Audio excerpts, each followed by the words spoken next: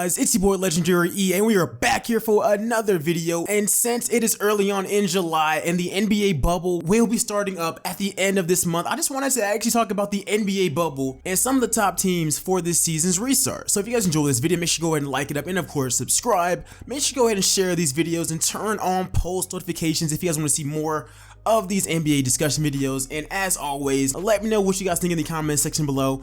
Who are your top teams heading back into this NBA restart? I'm looking forward towards all of the comments. This right here is just my opinion. It's not going to be in any specific order, but also I also dropped a video about the future of the Knicks a few days ago. Make sure you go and check out that video. And this video right here is going to be off the dome. There's no script, there's nothing like that at all. But let's get straight into it. There's been a whole lot of talks about there being a possible asterisk as far as this year's champion, Shaq, Stephen A. Smith, Charles Barkley, both of them saying that it's gonna have an asterisk. Now, I am kind of on the other side of that. I kind of agree with Giannis and Austin Rivers. I actually think that whoever wins the championship this year, I mean, if every superstar relatively stays healthy and none of them test positive, I truly think that this would be the hardest NBA finals possibly ever. I mean, you stop playing basketball for 3 months, all of your team's facilities are closed, which has never happened, and now you guys are being forced to leave home for 3 months and go and win a championship. To me, that's extremely important. I do get that. What if somebody like a LeBron tests positive? Yeah, that of course is gonna have some asterisks. I'm not gonna lie, but we just gotta really hope that that does not happen during this bubble. I am a part of it where I do believe that some of the stuff that like Kyrie Irving said about this bubble is completely true. However, I do think that the NBA needs this to happen for a variety of reasons.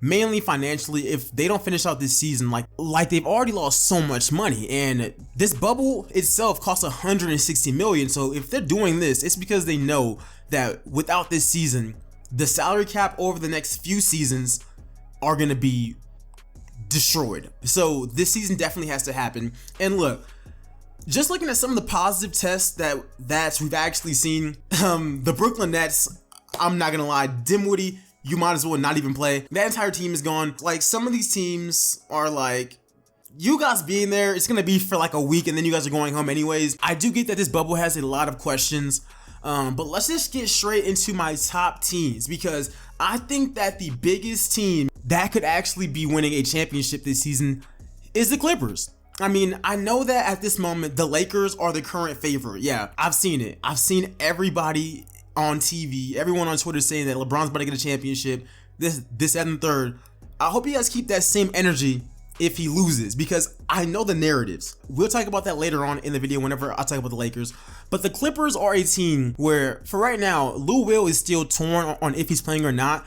I do think that Lou Will plays, because no matter what, I think if he has a chance to get a championship, I see him taking it. But they got Kawhi Leonard, they got Paul George, they got a deep bench, and I think that all of them are going to be ready. I mean, we looked at Jared Dudley a few days ago saying that, oh my gosh, there's gonna be injuries, there's not enough time, and Pat Bev with his black Air Force One type energy straight up said, you got to be ready at all times, player. And I think that is completely true. I think that the Clippers are ready. Yeah, I could see this sit out kind of affecting them, but just towards the end of it, they were actually clicking. And I just think that this team has so much depth, and they have a really good coach in Doc Rivers. I think that they could figure it out, and of course win a championship.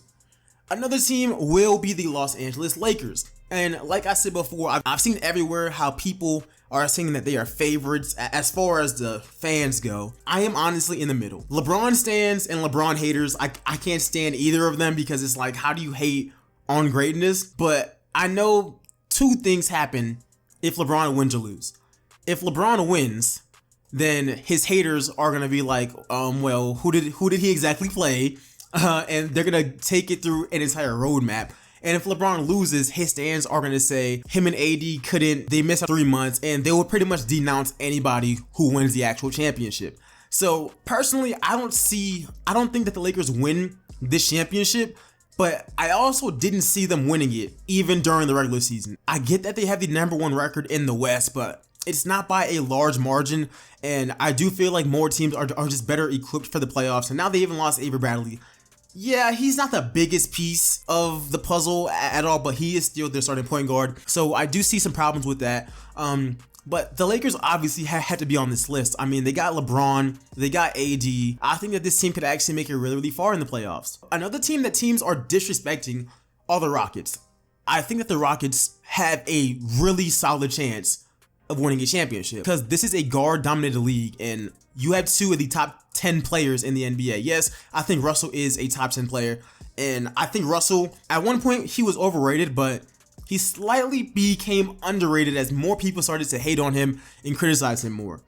Russ and James Harden have been putting in work this entire break, I guess, and I think that whenever time comes, if you guys don't realize, most of Russ and James Harden's struggles during the playoffs, it really comes from them having such a high usage rate during the regular season. And yes, that can be said about a lot of players, but look at James Harden and Russ's usage rates the last few seasons. They are ridiculous. And both of them don't miss that many games, usually like 1 a season or none. So they go 80 to 81 to 82 games a season, and then they got to carry their rosters during the playoffs. That's just not going to happen. But they've had 3 months. Both of them normally get off to a really hot start anyway. So I think that whenever this restart happens, I think that small ball stuff is going to work. I really hope that you guys do not place a asterisk on this championship if these guys win. So now let's head over to the Eastern Conference 50-50. I had 3 in the West, 3 in the East. Trust me, this was not done on purpose at all. Like, it was not done on purpose at all.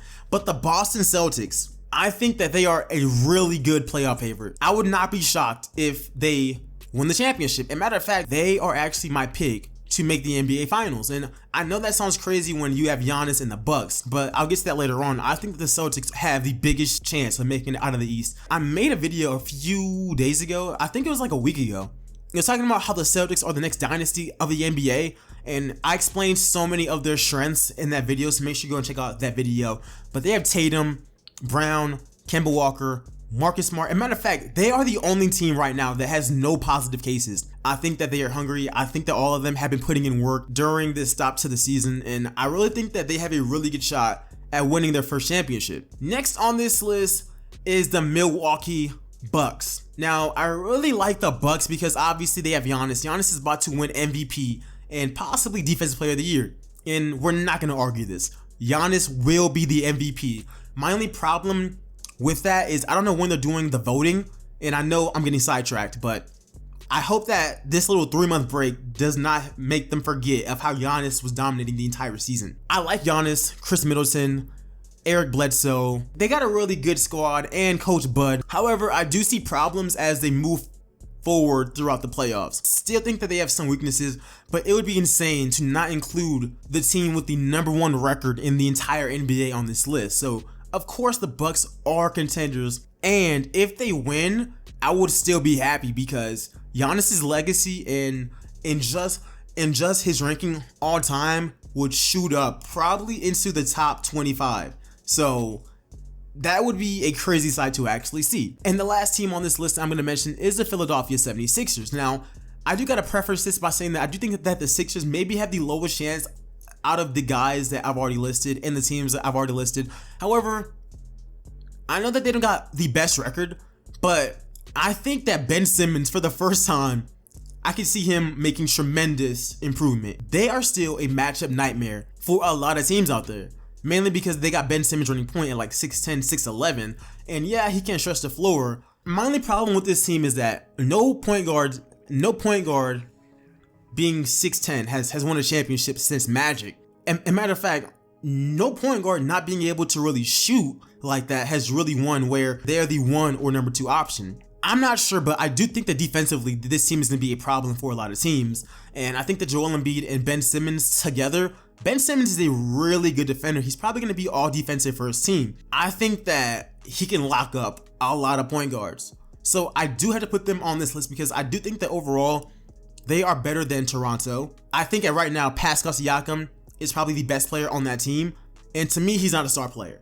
You have to have a star. Like, that's one of the biggest reasons why I don't have Jokic on this list, because the Denver Nuggets are a good team, but let's be frank, they don't have a guy who can just go out there and get you a bucket. Like, that's why some of these teams are not on here, but I do feel like Philly could be one of those teams that could possibly surprise a lot of teams during this restart. But anyways, guys, those are some of the teams that I think that you guys should be checking for whenever the NBA season resumes in Orlando. Some teams that I left off this list are gonna be teams like Toronto, of course, the Utah Jazz. I like those 2 teams a lot. Also the Miami Heat. I like those 3 teams a lot. As some really dark horse underdogs to where there's like a 1% chance, but I mean, anything's possible, right? But at the end of the day, like I said, as with all of these discussions, I want to start a discussion in the comment section below. Let me know what you guys think about it in the comment section below. Who do you guys see winning this year's NBA championship? And do you guys think that there will be a asterisk on this championship and that for some reason people will try to discredit it depending on who wins it? But anyways, guys, make sure to go ahead and like up this video. Like I said before, subscribe and turn on your post notifications. Follow me on Twitter, and I really want to hear what you guys think, man. I really do. Give me some suggestions for some other topics to actually talk about. But yeah, man, the NBA bubble, the Orlando bubble, I believe the season starts like July 31st, but players are going to be getting there like the 20th or the 22nd, and then they're going to have play-ins and all that fun stuff.